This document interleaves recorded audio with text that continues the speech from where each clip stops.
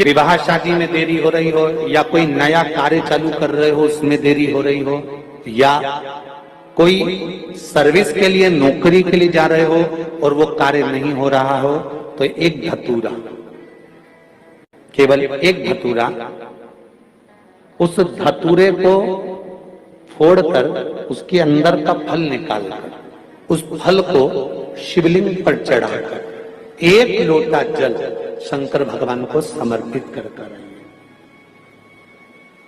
दिन होना चाहिए मंगलवार। कौन सा दिन होना चाहिए? जम के बोलो जरा, मंगलवार। समर्पित करो। उसके बाद में आप विवाह के लिए अगर समर्पित करे हैं तो विवाह में देरी नहीं होगी।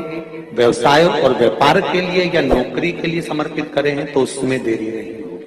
जितने आस्था चैनल पर कथा सुन रहे हो, जितने फेसबुक और यूट्यूब पर सुन रहे हो, बहुत सावधानी से सुनना, बहुत ध्यान दीजिएगा महाराज। ये कथा बड़ी सुंदर है कि आप चाहते हैं कि कोई रोग हमको ना घेरे, आप चाहते हैं कि कोई रोग हमको ना घेरे, और आपको लग रहा है कि कोई रोग ऐसा है जो घेर रहा है, या कोई शरीर में ऐसा रोग उत्पन्न होने वाला है, या कोई बीमारी ऐसी उत्पन्न होने वाली, तो उसके लिए सबसे सुंदर तरीका कि शंकर जी पर अलोनी जो गोबरी होती है, गोबरी जानते हो, कंडा, अलोना कंडा, अलोनी गोबरी, मतलब गाय ने गोबर करा और वो सूख गया, उसको थापा नहीं गया, हाथ से कंडा नहीं बनाया गया, गोबरी नहीं बनाई गई, केवल गाय ने गोबर करा, वो सूख गया, और वो सूखा हुआ जो गोबर है उसको जलाकर जो भस्म तैयार करी है, उसको जलाकर जो हमने राख तैयार करी है, भस्म बनाई है, उस भस्म को जो तैयार करा गया है, वो भस्म शिव को जो हमने समर्पित करा, उस भस्म को सफेद वस्त्र में लिया और बाबा पर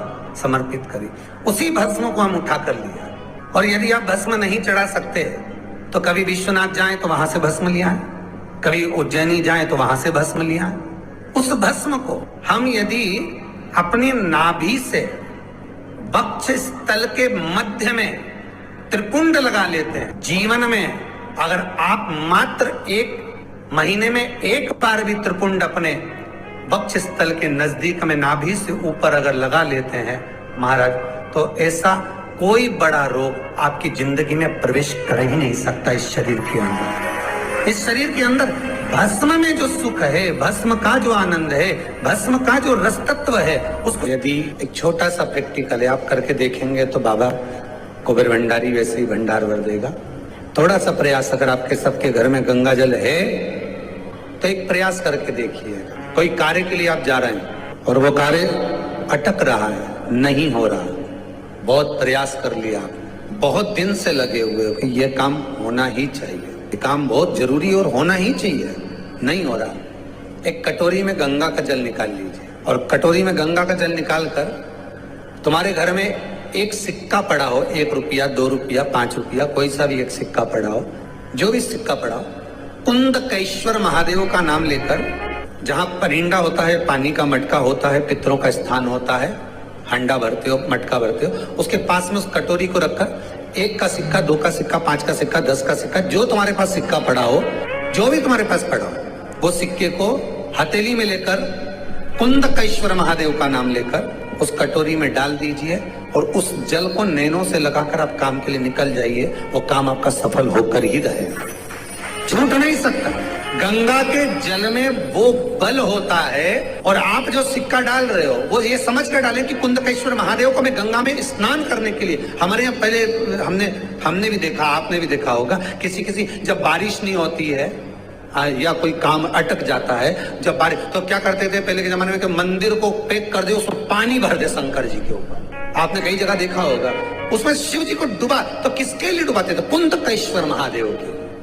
ये नियम है कुंदकेश्वर महादेव का। ये कुंदकेश्वर महादेव को उस कटोरी में, उस बाटकी में सिक्के को, और फिर जब आपका काम हो जाए, आप जिससे मिलने गए हो, जिससे काम की बात करने गए और काम हो गया, तो वो जल ले जाकर सिक्के के साथ, सिक्का तो डालो मंदिर में, कहीं दान पेटी आदि में, और वो जल भगवान कुंदकेश्वर के नाम से शिव जी को समर्पित कर दो।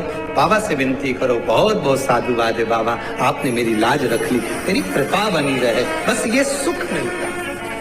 उसको धन्यवाद दो बाबा, बार बार। हम तो रोज कहते, रोज प्रतिदिन उठो और उठते सी धन्यवाद दे दो, धन्यवाद, उठते सी कहो। शिव को प्रिय है पुष्प में आंख का पुष्प, जो आंकड़े का पुष्प होता है शंकर को बड़ा प्रिय है। और दूसरे नंबर पर शंकर को प्रिय है शमी का पुष्प, बहुत ध्यान देना महाराज। तीसरे नंबर पर शंकर को प्रिय है महाराज सरसों का पुष्प। सरसों होती है ना, जो राई अपन बोते हैं, सरसों बोते हैं, उसमें पीले कलर का जो पुष्प लगता है। हमारा तो निवेदन रहता है जब तक सरसों आए तो प्रयास करा करो कि सरसों के 108 पुष्प शंकर भगवान पर चढ़ाना प्रारंभ कर दो। महाराज ये पक्का है कि वर्ष भर कोई बड़ी बीमारी आपको घेर नहीं सकती अगर सरसों के फूल शिव को चढ़ रहे हैं तो।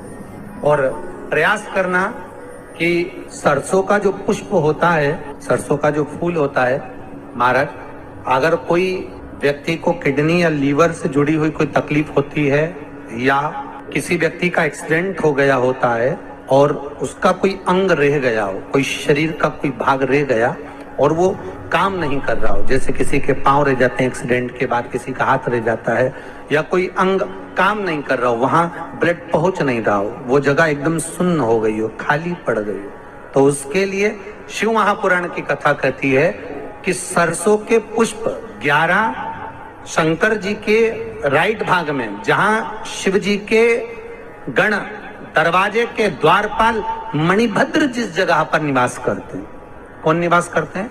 मणिभद्र। शंकर जी के दरवाजे के द्वारपाल हैं मणिभद्र जी। तो मणिभद्र दरवाजे के द्वारपाल में राइट भाग में मणिभद्र जी विराजते हैं। मतलब राइट भाग कौन सा हुआ?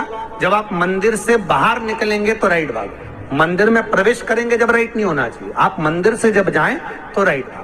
मतलब आप मंदिर से राइट से जाएंगे तो शंकर जी का भी राइट हो जाएगा, क्योंकि शिव जी ऐसे बैठे हैं तो शंकर जी का भी राइट हो गया, देवता उनका भी राइट हो गया।